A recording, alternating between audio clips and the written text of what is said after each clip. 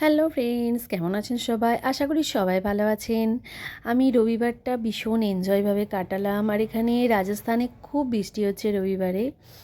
আর দেখতেই পাচ্ছেন ভিজে গেছি গাড়িতে চড়তে চড়তে। তো হাজব্যান্ড বলল, চলো একটু বাইরে ঘুরে আসি। আমি বললাম, এত বৃষ্টির মধ্যে কোথায় যাব?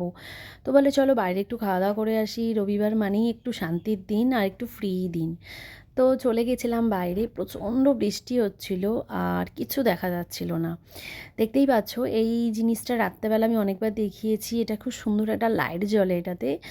আর এটা একটা স্ট্যাচু। এটা এত এত সুন্দর কি বলবো, কিন্তু বৃষ্টিতে এটাও ভিজছিল।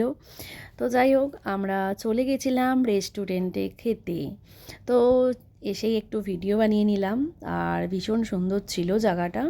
আমরা প্রায়ই এখানে আসি, খাওয়া দাওয়া করি। তো কর্তামশাই বসে পড়েছেন আর ছেলেও বসে আছেন। তো কথা বলছে কি করা যায়, কি খাবো, কি চলবে।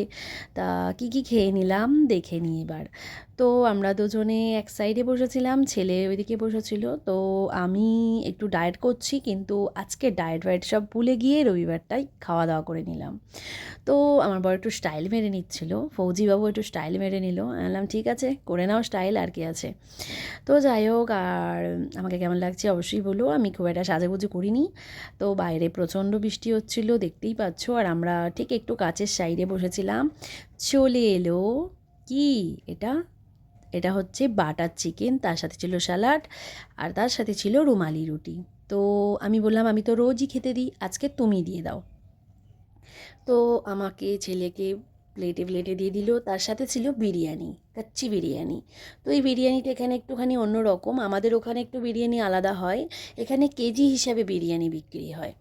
তো যাই হোক, এখানে 100 টাকা কেজি বিরিয়ানি।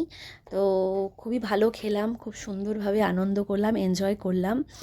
আর মাঝে মাঝে তো একটু এনজয় করার দরকার, তাই না? তো শেষ পাতে কোল্ড ড্রিঙ্কস না হলে কেমন লাগে?